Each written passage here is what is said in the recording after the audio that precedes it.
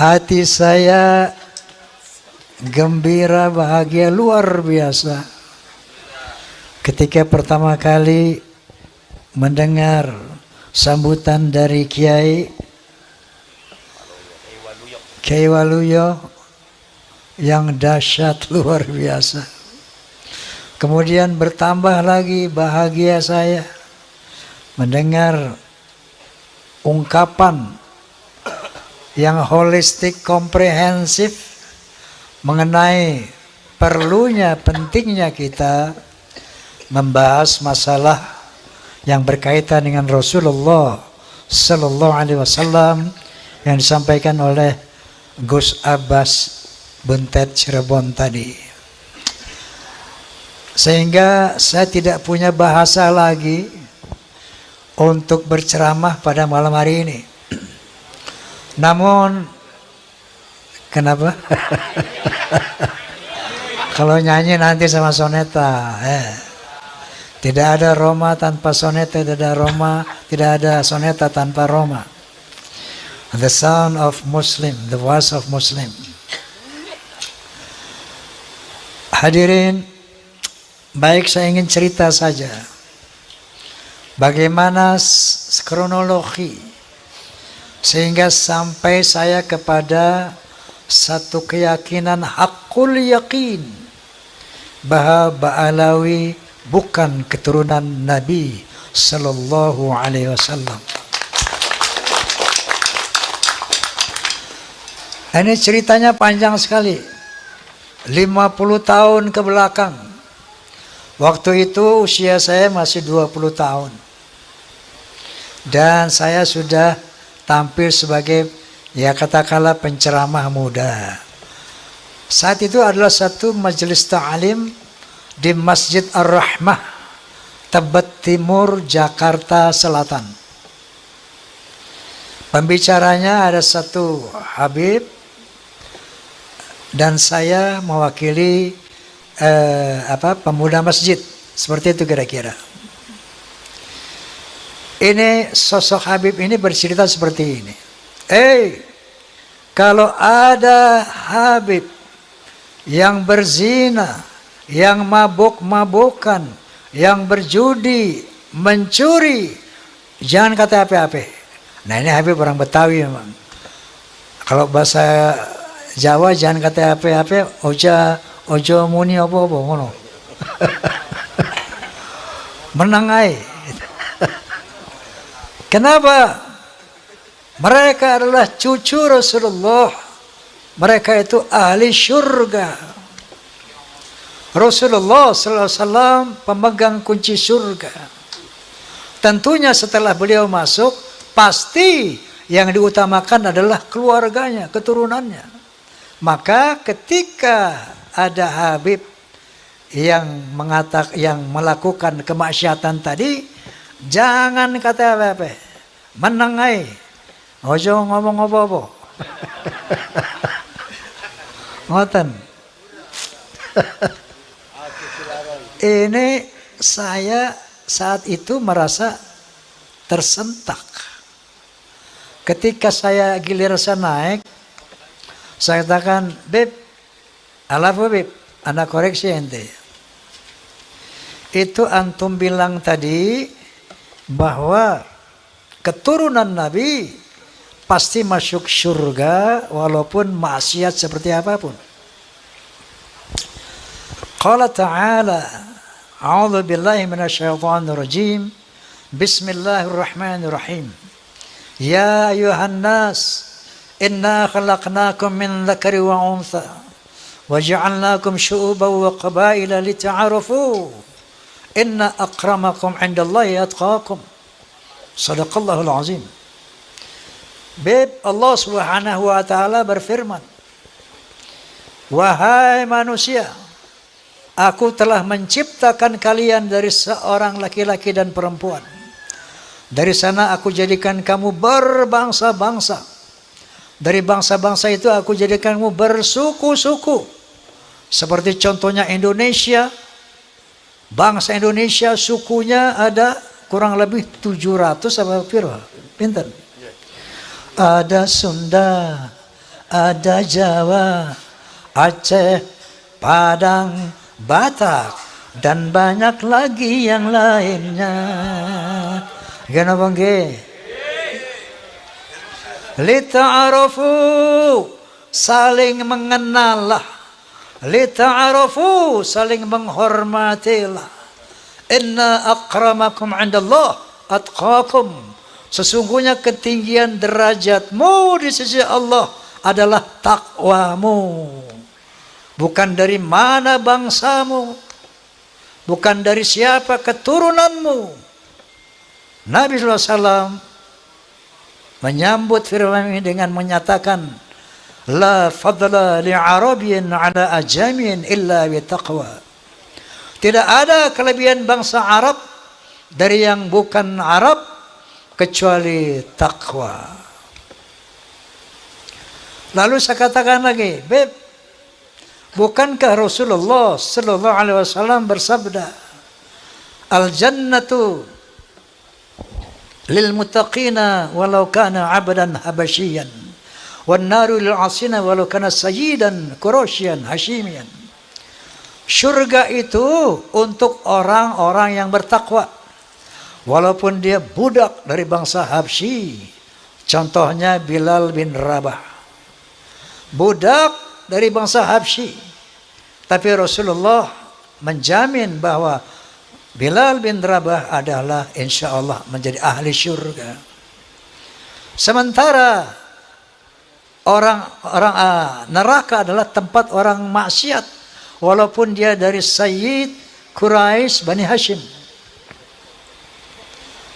Ini yang saya utarakan saat itu. Bahkan Rasulullah SAW bersabda, Lau anna Fatimah binti Muhammadin saraqat laqatta'tu yadaha. Seandainya Fatimah binti Muhammad mencuri, aku sendiri yang akan memotong tangannya.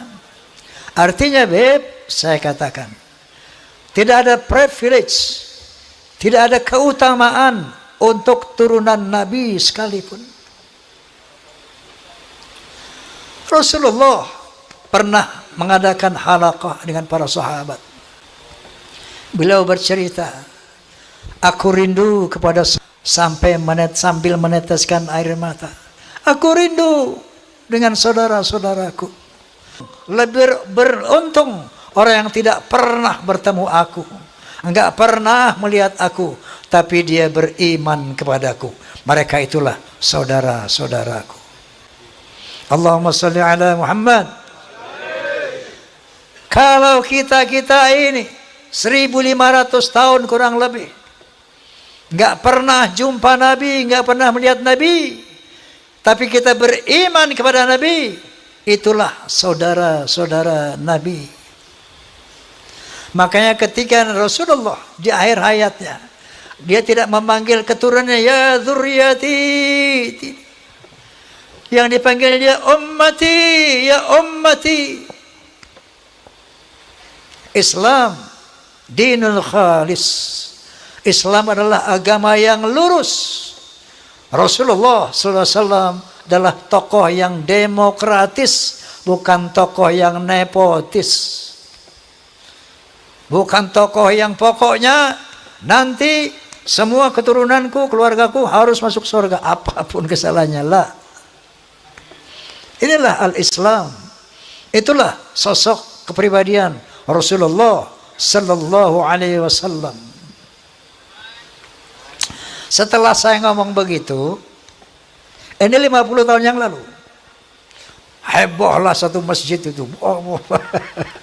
Besoknya saya dipanggil oleh Habib Sepuh. Bang Haji, ente ngomong apa kemarin? Sampai ramai itu orang-orang di masjid. Saya bilang, saya ceritakanlah. Ada Habib ngomong begini, Habib. Saya bilang, qala ta'ala, qala Rasulullah, bla bla bla. Mohon petunjuk, Habib, saya bilang. Apa yang Anda sampaikan itu benar. Apa yang Anda sampaikan itu tidak salah. Tapi saya mohon, Jangan ulangi lagi kata-kata seperti itu. Kenapa? Karena itu akan merusak ukhuwah Islamiyah. Sejak saat itu saya pendam dalam perut. Saya melihat berbagai macam arogansi, kemungkaran yang dilakukan Habib. Saya nggak mau bunyi lagi. Saking taatnya saya kepada Habib Sepuh tadi. 50 tahun saya tahan itu.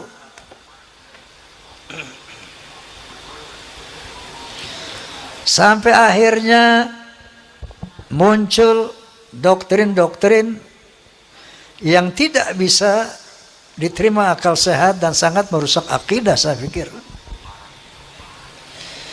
Itu leluhur kami Al-Faqih Muqaddam. Mi'raj satu malam 70 kali. Astaghfirullahalazim. Rasulullah sallallahu alaihi wasallam hanya diizinkan Allah Mi'raj ke Sidratul Muntaha seumur hidup 1 kali. Ketika ada orang mengatakan bahwa moyang kami bisa Mi'raj 1 malam 70 kali, ini telah merendahkan Rasulullah, telah menghina Rasulullah sallallahu alaihi wasallam. Ada lagi berita-berita khurafat. Leluhur kami kalau tidak malu sama Allah dapat memadamkan api neraka cuma dengan kelingking. Inna lillahi wa inna ilaihi raji'un. Kalau tadi menghina Nabi, sekarang menghina Allah subhanahu wa ta'ala. Banyak cerita-cerita khurafat yang lainnya. Ada seorang tukang kacang namanya Sulaiman. Ini tukang kacang sangat cinta sama habaib. Kalau habaib minta kacangnya dikasih semuanya. Saking cintanya sama habaib. Man minta kacang, dikasih semua. Man minta kacang, dikasih semua. Satu saat si Maman mati. Begitu Maman mati, lapor ini orang kepada Habib tadi. Beb, Maman mati. Ini Maman ahli maksiat. Ibadahnya berantakan. Datanglah ini Habib. Ngasih surat. Ditaruh di lehernya di belakang mayit itu. Man. Nanti kalau Munkar wa Nakir tanya, jangan dijawab. Kasih aja ini surat, inti masuk surga tanpa hisab.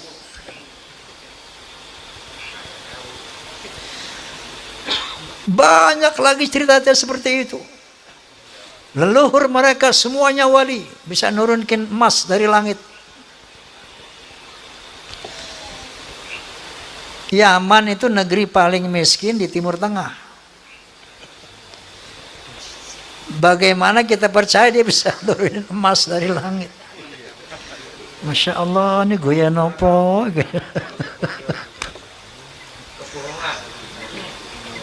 Banyak khurafat-khurafat yang mengajarkan. Ya.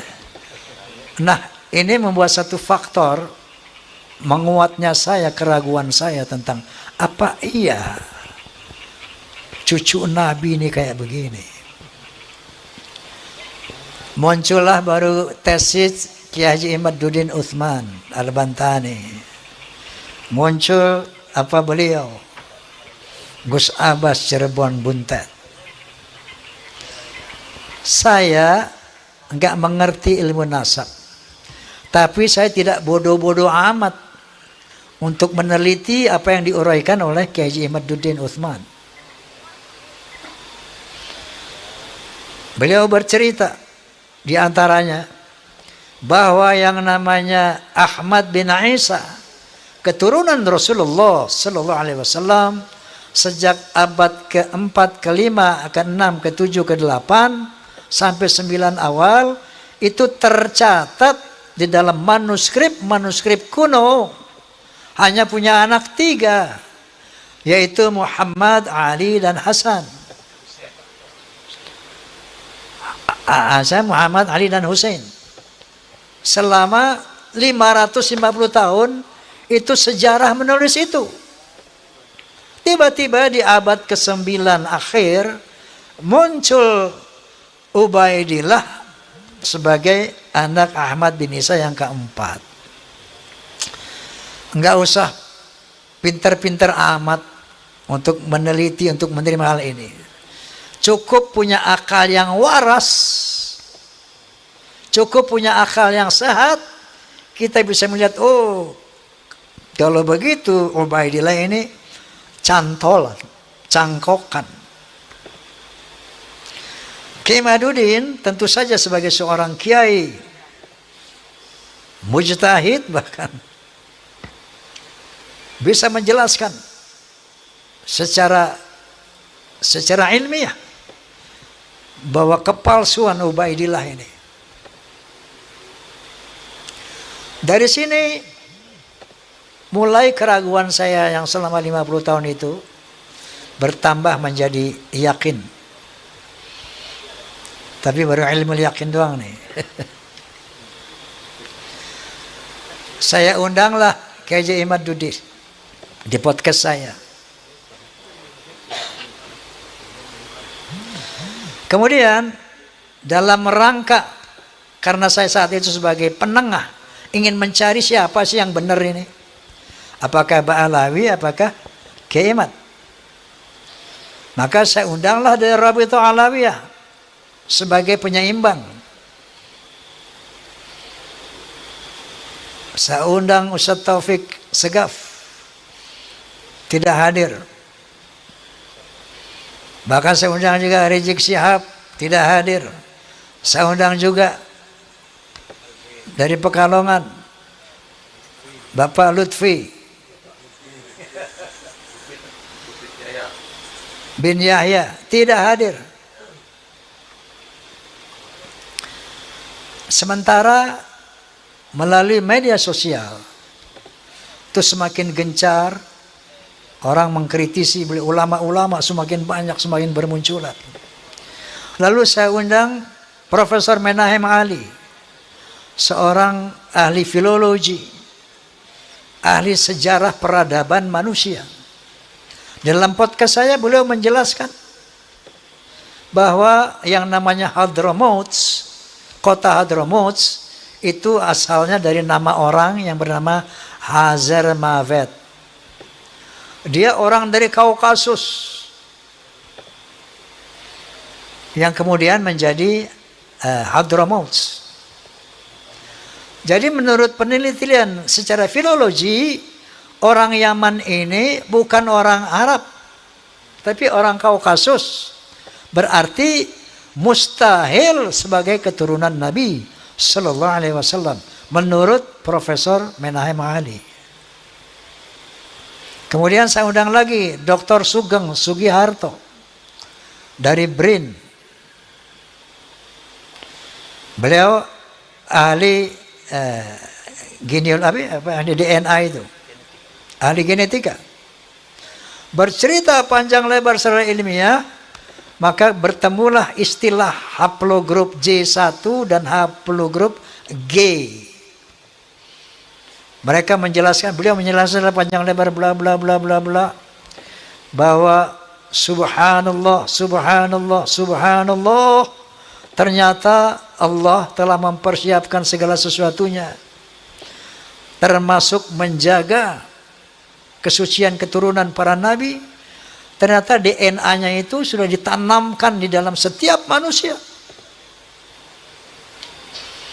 Secara ilmu genetika, haplogrup Nabi SAW adalah J1. Haplogrupnya Ba'alawi,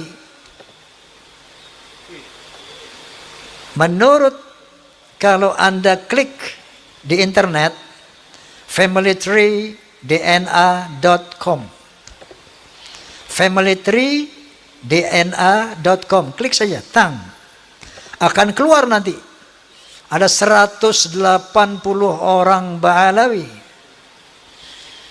Sebagian dari Indonesia, itu dari Yaman.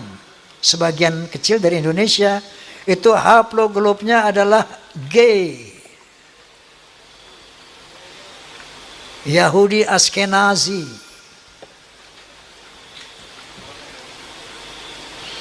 Nah, dari 3 disiplin ilmu ini, menurut sejarah, menurut ilmu nasab, menurut ilmu filologi, menurut ilmu DNA, maka muncullah hakul yakin bahwa Ba'alawi bukan keturunan Nabi Sallallahu Alaihi Wasallam. Lalu di counter itu Roma Irama. Menurut Gus Romel ini pembela Ba'alawi. Kita bisa lihat di medsos. Itu Roma Irama sok-sok hakul yakin bahwa Ba'alawi bukan turunan Nabi, bahwa Ubaidillah itu bukan turunan Nabi. Memangnya dia pernah melihat pernikahan Ubaidillah? Memang dia pernah melihat persemaian Ubaidillah? Mel, saya bilang. Ente percaya nggak Muhammad bin Abdullah adalah Rasulullah? Kalau ente nggak percaya, kafir ente. Pertanyaannya, apakah Anda pernah melihat Muhammad dilahirkan? Apakah Anda pernah melihat Muhammad menerima wahyu dari Jibril alaihissalam? Iqra bismi rabbikal ladzi khalaq, khalaqal insana min 'alaq, wa rabbul akramun alladzi 'allama bil qalam 'allama al-insana ma lam ya'lam. Apakah Anda menyaksikan itu? Untuk meyakini Rasulullah, untuk meyakini Muhammad sebagai Rasulullah, itu nggak perlu kita melihat beliau menerima wahyu. Cukup dengan statement keterangan dari Allah Subhanahu wa taala, yaitu Al-Qur'anul Karim. Cukup dari hadis-hadis Rasulullah yang disampaikan oleh para muhaddits. Begitu juga keyakinan kita bahwa Ba'alawi bukan keturunan Nabi, Ubaidillah bukan keturunan Nabi, cukup dengan ilmu-ilmu 3 ilmu tadi. Nah, dia tanya, bagaimana Roma Irama yakin? Saya katakan, satu contoh. Saya yakin kepada Allah Subhanahu wa taala tentang eksistensinya sebagai Tuhan, eksistensinya yang serba maha. Itu dengan 2 hal. Pertama, ayat qauliyah Al-Quranul Karim.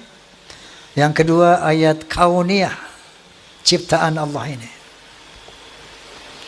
Ayat qauliyahnya diantaranya firman Allah Subhanahu wa taala, innani anallah la ilaha illa ana fa'budni wa aqimis salata li dzikri.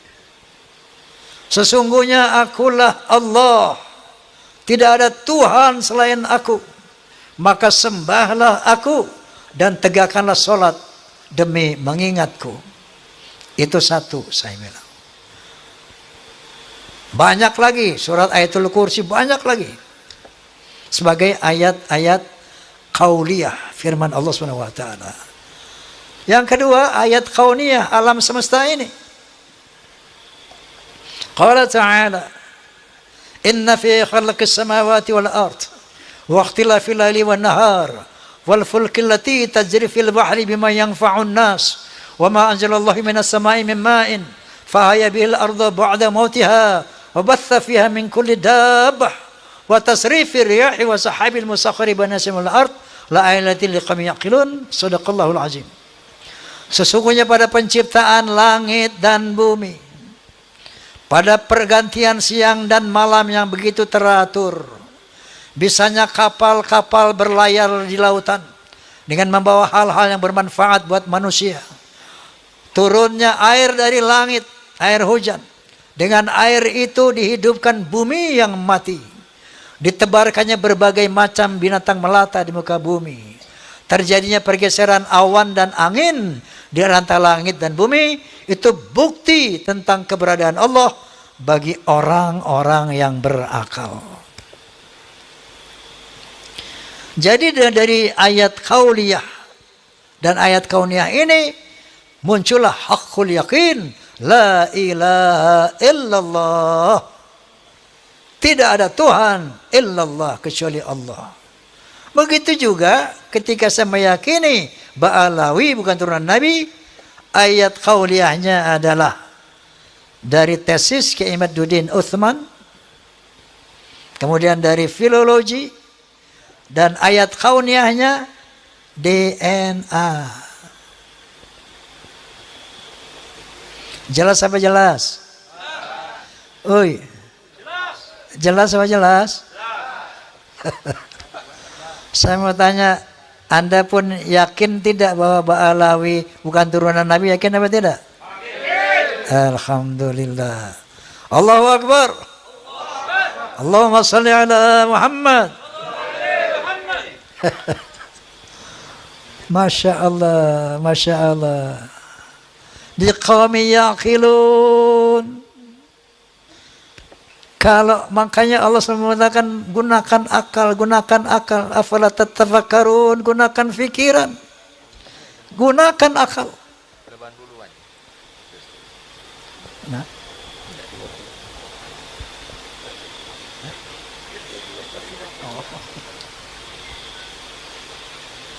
Nah, jadi tambahan lagi keyakinan saya itu dengan berbagai macam arogansi dan khurafat-khurafat yang tadi saya utarakan. Lengkap sudah hakul yakin saya. Nah, kemudian saya ingin berbagi pengalaman. Tempo hari saya dakwah di daerah Jambi, Sumatera Selatan. Tablighul Akbar. Itu kiai-kiai banyak mengatakan, Bang Haji, kami di belakang Bang Haji. Saya pengen sih dia di depan saya, bukan di belakang ya.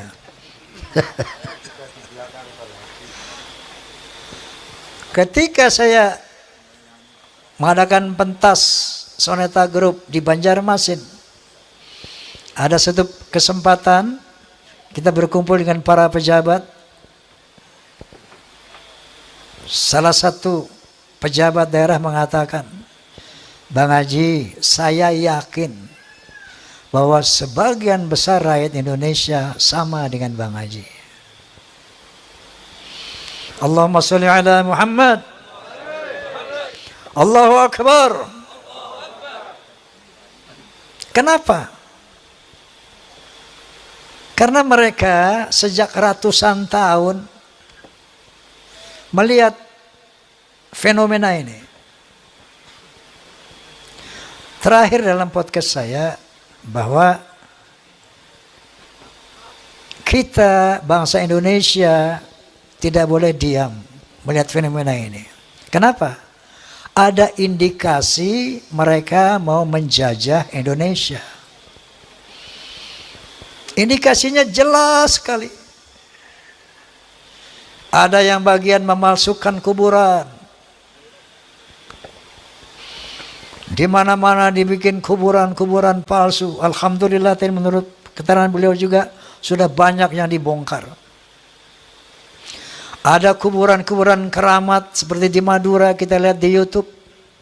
Sudah lama sebagai nama orang itu, tiba-tiba ditambah namanya menjadi ada Ba'alawinya gitu.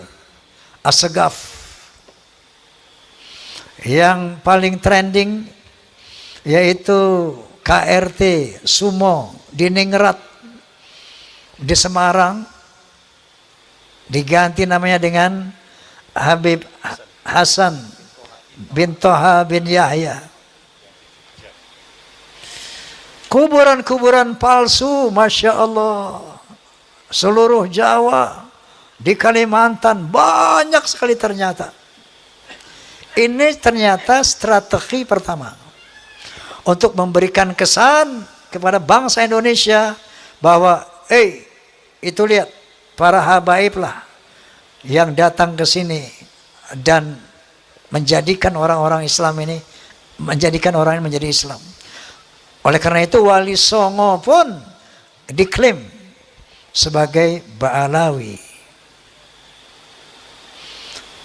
Strategi pertama. Yang kedua, berita-berita khurafat, dongeng-dongeng khurafat. Untuk apa? Untuk menaklukkan hati umat Islam yang tidak berpikir. Ini yang namanya Ba'alawi, leluhurnya luar biasa. Bisa hijrah, Mi'raj 70 kali. Bisa memadamkan api neraka yang nggak pakai akal. Itu sesuatu yang luar biasa dan dahsyat. Mereka pun menjadi takluk, tunduk, siap diperintah apapun. Tujuannya itu. Dan yang lainnya, ada yang membuat provokasi-provokasi. Saya bersama rakyat, kita dengan rakyat. Jangan coba-coba ganggu rakyat. Seakan-akan berpihak kepada rakyat.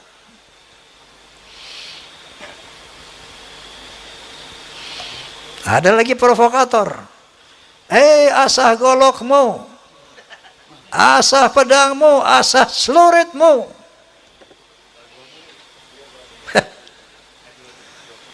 Dia mau ngadu domba kita pribumi. Sementara mereka akan memetik hasilnya. Faham apa tidak ini? Halo? Faham? Sehingga akhirnya mereka bisa bilang, Jawa adalah pintu tarim. Indonesia milik Aulia Tarim.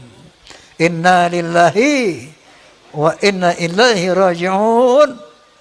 Saya sebagai putra Indonesia was-was, ngeri dan waspada. Ini ternyata doktrin-doktrin ini tidak sembarangan. Klaim-klaim mereka sebagai keturunan Nabi ternyata ada tujuan-tujuan untuk menguasai Indonesia. Ibu Pertiwi menangis ratusan tahun karena dijajah oleh Belanda, dijajah oleh Jepang. Baru beberapa puluh tahun merdeka, tiba-tiba ada gejala lagi. Kita mau dijajah oleh penjajah berjubah. Na'udzubillahimin. Itu yang saya lihat. Itu yang saya rasakan. Itu yang saya perhatikan. Masya Allah.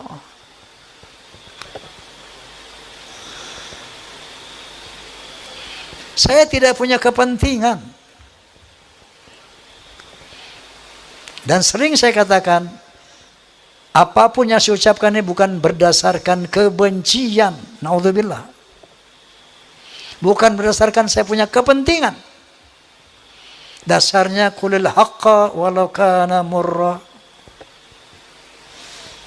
Dasarnya adalah watawasaw bil haqq watawasaw bis sabr. Dasarnya adalah demi menyelamatkan akidah, jadi menyelamatkan Indonesia dari penjajahan dan perbudakan spiritual dan politik. Allahu Akbar.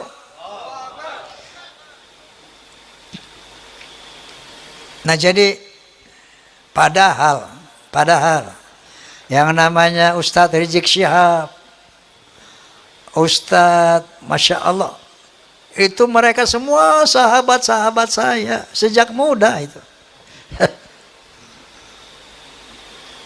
Sampai saya di podcast sama beliau sama saya menangis. Ya Allah, saya sedih banget ini. Saya harus mengatakan yang hak sementara mereka adalah sahabat-sahabat saya.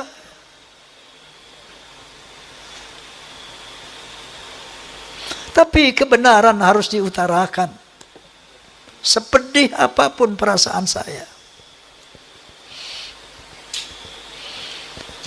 Lalu saya katakan goalnya, satu, mari selamatkan akidah umat. Kedua, jaga Indonesia dari skenario yang terang benderang di media sosial. Terang benderang. Indonesia milik Aulia Tarim. Apakah kurang jelas ini? Halo? Apakah kurang jelas tujuan mereka?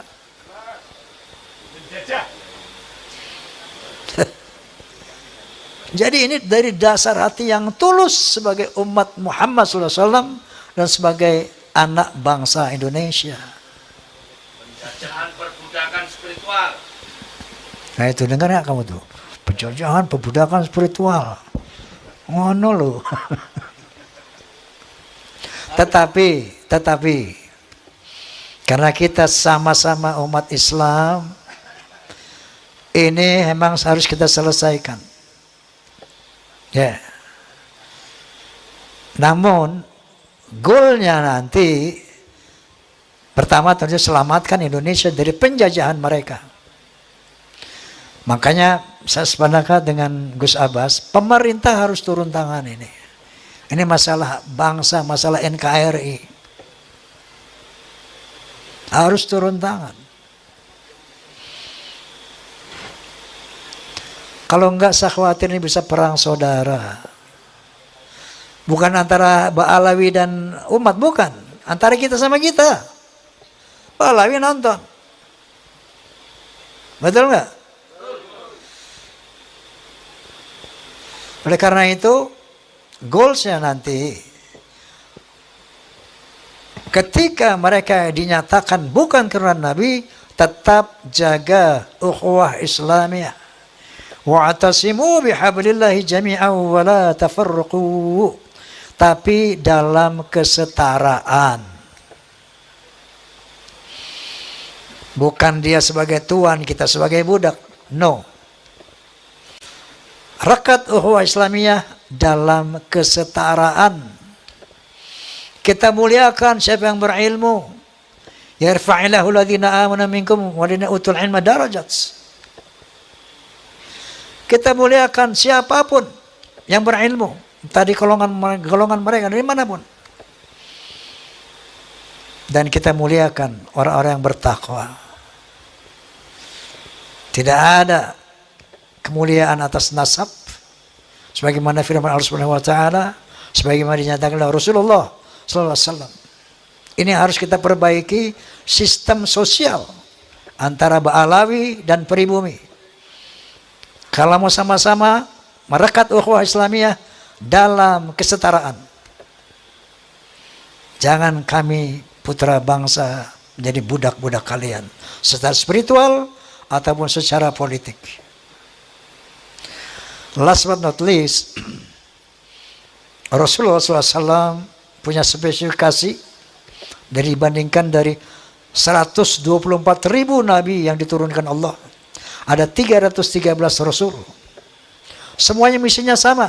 Untuk menyampaikan La ilaha illallah. Tapi ada spesifikasi Rasulullah. Di samping itu, beliau